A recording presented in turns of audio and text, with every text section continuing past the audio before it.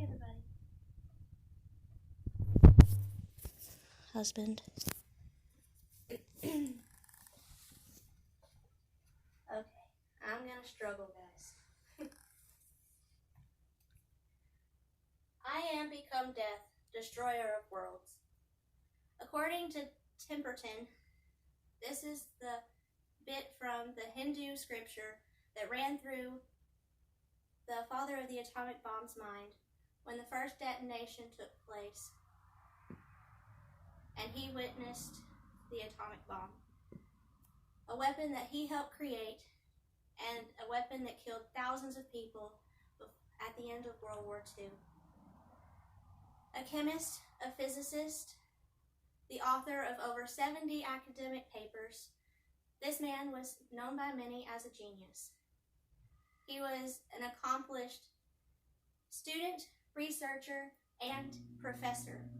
I would like to introduce you to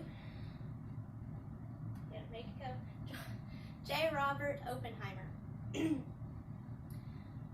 He was born on April 22nd of 1904 in New York to a well-off German-Jewish immigrant couple. He favored Hinduism himself, though. He was named for his father, Julius. That's where the J comes from. But his father wanted to name his son Robert, so that's what they called him. He had a little brother named Frank, who was 8 years younger than him. Oppenheimer made his way through school rather quickly as a child, even skipping some grades. Seemingly everyone noticed him for how advanced he was, and he was noticeably different than the other children, enjoying poetry and literature even in different languages, and he even took up an interest in mineralogy. According to Vistel, Oppenheimer was nominated for membership in the New York Mineralogical Club and asked to give a lecture when he was only 12 years old. As an awkward and very shy child, he tried to talk his father into getting him out of this because he didn't want to talk in front of a group of adults. His father, however, encouraged him to go on with the presentation, which is exactly what Oppenheimer did. Unfortunately, children were not as accepting of his awkwardness. He was very thin and lanky, and we all know that children can be really cruel to really smart, intellectual other kids. So there was an instance when he was 14, he went to summer camp, and according to Vistel, the other boys locked a naked young Oppenheimer into an ice room overnight. He did not ask to go home, however. Instead, he wrote a letter to his parents expressing how glad he was he went to this camp and stated that the other boys were teaching him facts of life. School, however, did go a little bit better. He did learn Greek, and in his junior year of high school, found his love for chemistry and physics. Soon after graduation, he started his college career at Harvard, majoring in chemistry. It only took him 3 of the expected 4 years to finish his bachelor's. After that, he moved to England to go to Cambridge.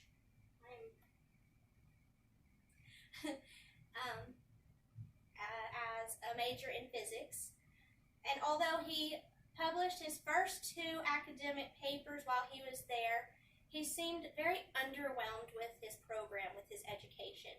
So after only 1 year at Cambridge, he moved to Germany and went to Göttingen University to finish out his doctorate in physics. Oppenheimer suffered from depression, which a lot of his friends and colleagues said that they were really worried about it. But he went through it, and he continued to want to learn more. And through multiple reviews from his friends and even teachers, they stated that he was so intelligent that he seemed arrogant and that he could be rude and extremely blunt. But through this intelligence, After he got his doctorates, he came back to America to continue his research and the publishing of his theoretical papers. Sorry. And he also taught at Berkeley and the California Institute of Technology in the 1930s. I found it interesting that one of his students actually went on to receive the Nobel Prize, because even though he was nominated for 3, he never actually got one himself. Many people say that he would have had he continued with his theories in astronomy. According to Ortega Rodriguez and accompanying authors, Oppenheimer invented the concept of black holes. According to Bistel, he co-authored the paper on continued gravitational contraction with one of his students named Hartland Snyder in 1939, and was the first to publish the predictions of the existence of the black holes.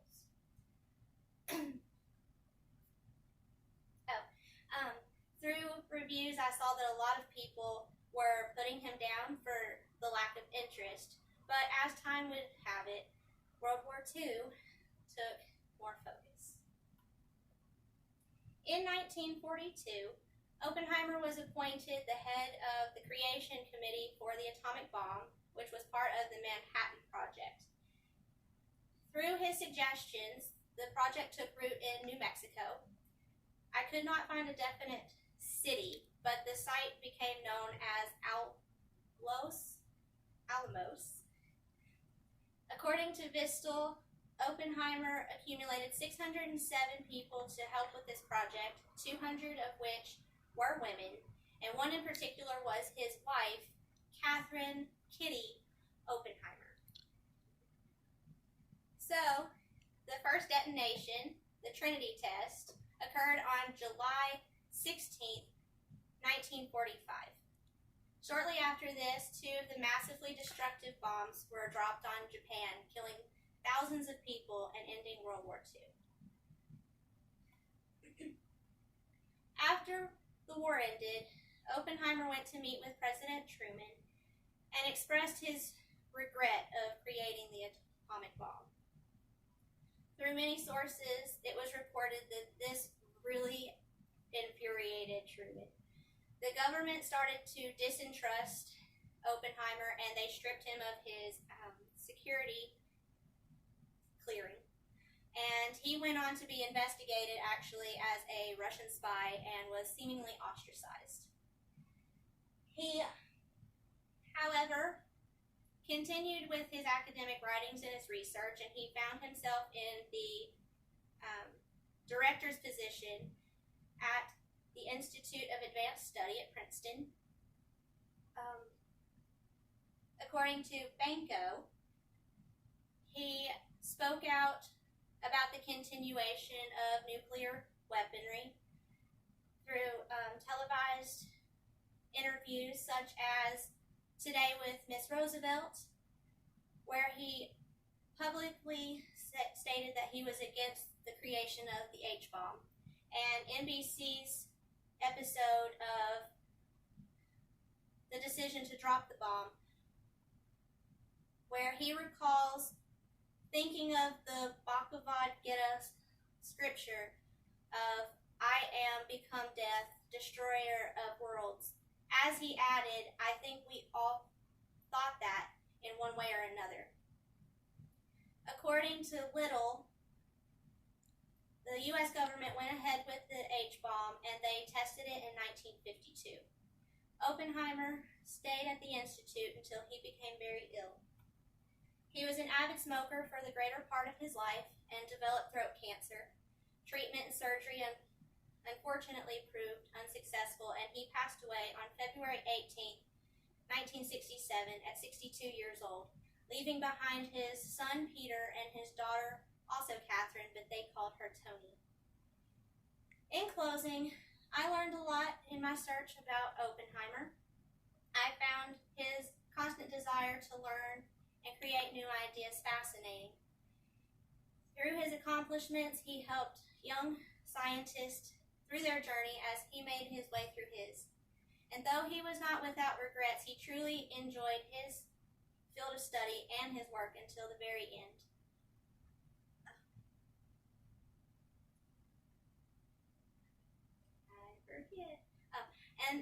Though he was seen as awkward and arrogant, he will be seen as the accomplished chemist, physicist, and the father of the atomic bomb.